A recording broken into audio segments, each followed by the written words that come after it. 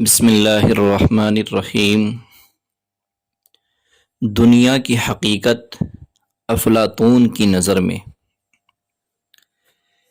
ایک مرتبہ افلاطون کے زمانے کا بادشاہ اپنے کچھ لوگوں کے ساتھ اس سے ملنے جنگل گیا۔ ملاقات ہو گئی اور بادشاہ نے سوال کیا کہ آپ یہاں جنگل میں رہتے ہیں، مگر یہاں آپ کے پاس کھانے اور پینے کی کوئی چیز بھی بظاہر نظر نہیں آتی۔ یہ کہتے ہوئے بادشاہ نے کچھ جملے ایسے استعمال کیے جس سے ایسا لگتا تھا کہ وہ اس کی حقارت کر رہا ہے۔ افلاطون کو یہ بات ناگوار گزری کہ دنیا کو یہ بہت کچھ سمجھتا ہے اور ہماری یہ حالت دیکھ کر ہم کو حقیر سمجھ رہا ہے۔ اس لیے افلاطون نے بادشاہ کو کچھ سبق پڑھانا چاہا۔ اس لیے افلاطون نے بادشاہ کے رخصت ہونے کے موقع پر اس سے کہا کہ جناب، میری ایک گزارش ہے، وہ یہ کہ فلاں وقت آپ ہمارے یہاں تشریف لائیں، میں آپ کی دعوت کرنا چاہتا ہوں، اور صرف آپ کی نہیں، آپ کے تمام وزراء کی، ارکان دولت کی اور آپ کے مشیروں کی اور آپ کے فوجیوں کی، سب کی دعوت ہے۔ اس کی بات کا بادشاہ انکار بھی نہیں کر سکتا تھا، اس لیے اس نے افلاطون کی دعوت قبول کر لیا، افلاطون کی دعوت کو قبول کر لیا۔ اب جب وہ دعوت کا وقت آیا تو اپنے پورے لشکریوں کے ساتھ، اپنے وزراء کے ساتھ، ارکان دولت کے ساتھ بادشاہ اس جنگل کی طرف چلنے لگا۔ جنگل کے قریب پہنچے تو دور ہی سے سب کو نظر آ رہا تھا کہ یہاں سے وہاں تک عظیم الشان قسم کی بلڈنگیں ہیں، راستے بنے نظر آ رہے ہیں، بہترین انتظامات نظر آ رہے ہیں، جنگل میں منگل ہو گیا ہے۔ یہ دیکھ کر سب لوگ حیران رہ گئے کہ چند دنوں کے اندر اتنی بلڈنگیں یہاں کس نے بنا دی ہیں، یہ راستے کس نے بنا دیے، اتنا بہترین انتظام کس نے یہاں کر دیا۔ خیر، اب جو وہاں پہنچے تو افلاطون کے لوگ وہاں استقبال کے لیے موجود تھے۔ لوگوں نے ان کا استقبال کیا اور لے جا کر ہر ایک کو اپنے اپنے مقام پر پہنچا دیا۔ دیکھا تو بادشاہ کے لیے مخصوص عمارت تھی، وزیروں اور مشیروں کے لیے الگ انتظام تھا۔ جب کھانے کا وقت آیا تو بہترین قسم کے کھانے پیش کیے گئے، سب نے کھانا کھایا اور خوب سیراب ہوئے، اور جب رات کا وقت آیا تو سب لوگ آرام کرنے اپنی اپنی بلڈنگوں میں پہنچ گئے اور سو گئے۔ لیکن صبح اٹھے تو دیکھتے ہیں کہ جنگل میں نہ کوئی بلڈنگ ہے، نہ کوئی راستہ ہے اور نہ کوئی بچھونا ہے، نہ اوڑھنا، کچھ بھی نہیں ہے، بالکل صاف جنگل ہے۔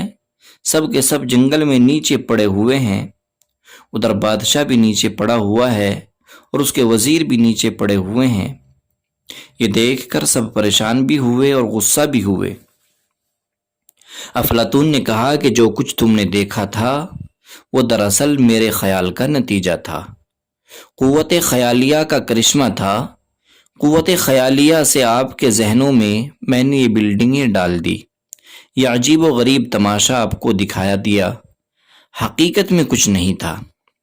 میں نے تم کو یہ بتانا چاہا کہ جب تم آخرت میں جاؤ گے تو یہ دنیا کی زیب و زینت، بلڈنگیں، وہ عمارتیں جسے تم سب کچھ سمجھتے ہو، اسی طرح محض ایک خیالی صورتیں نظر آئیں گی۔ آخرت میں جانے کے بعد وہاں دنیا کی تمہیں کوئی حقیقت، کچھ بھی حقیقت معلوم نہیں ہوگی۔ بس یہ بتانا چاہتا تھا کہ جس دنیا کے تم پیچھے پڑے ہوئے ہو، جب موت آئے گی تو سب کچھ ختم ہو جائے گا اور خالی ہاتھ جاؤ گے۔ اس لیے وقت ہے اس زندگی میں اچھے کام کرو، اللہ کے حکم کے مطابق زندگی گزارو، نیکیاں جتنی بھی ہو سکتی ہے زیادہ سے زیادہ اکٹھی کر لو، جمع کر لو، تاکہ آخرت میں کچھ مل جائے۔ ایک اور واقعہ، دنیا پر مرنے والے آخرت میں شرمندہ ہوں گے۔ کتابوں کے اندر ایک واقعہ لکھا ہے اکبر الہ آبادی کا۔ اکبر الہ آبادی کا ایک واقعہ کتابوں میں آیا ہے کہ وہ ہندوستانی عدالت کے جسٹس تھے۔ ایک دفعہ وہ اپنے دوستوں کے ساتھ، جو بہت پڑھے لکھے لوگ تھے، کسی خاص مسئلے پر ایک کمرے میں بیٹھے گفتگو کر رہے تھے۔ اتنے میں ان کے والد جو بوڑھے تھے وہ کمرے میں داخل ہوئے، اور ان کے ہاتھ میں ایک بیلون تھا جسے غبارہ کہتے ہیں۔ بچے ان میں پھونک مارتے اور ان سے کھیلتے ہیں اور ان کو پھوڑتے ہیں۔ وہ اندر آئے اور کہنے لگے، بیٹا اکبر، یہ دیکھو تمہارے لیے کیا لایا ہوں۔ تم بچپن میں اسے بہت پسند کرتے تھے اور رو رو کر اسے مانگا کرتے تھے، لہٰذا یہ غبارہ تمہارے لیے لایا ہوں۔ بس جناب، یہ سننا تھا کہ اکبر الہ آبادی کے اوپر ایسی کیفیت طاری ہوئی کہ اسے بیان نہیں کیا جا سکتا۔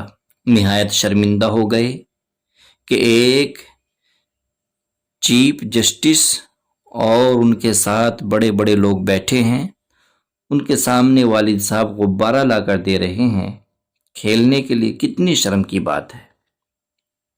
وہ بہت ہی شرمندہ ہو گئے۔ اکبر الہ آبادی کے چہرے پر شرمندگی کے آثار جو نمایاں تھے، اسے دیکھ کر ان کے والد نے کہا کہ بیٹا، مجھے احساس ہے کہ غبارے کے دیکھنے سے اس وقت تمہیں شرمندگی محسوس ہو رہی ہے، لیکن میں تم کو اور تمہارے ان ساتھیوں کو ایک بات سمجھانے کے لیے آیا ہوں۔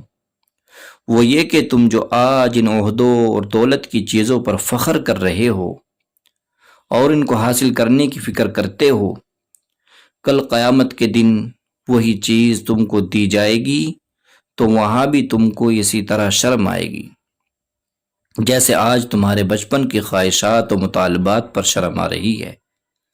اللہ اکبر! کتنا بڑا سبق پڑھا دیا اس معمولی سے واقعے سے۔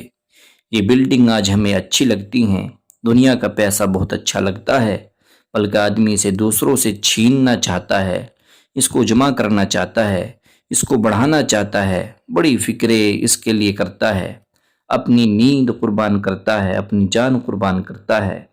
لیکن اللہ تعالیٰ قیامت کے دن جب انسان کو یہ دولت دیں گے تو اسے وہاں شرم آئے گی، اس لیے کہ وہاں اس کی کوئی حیثیت ہی نہیں ہوگی۔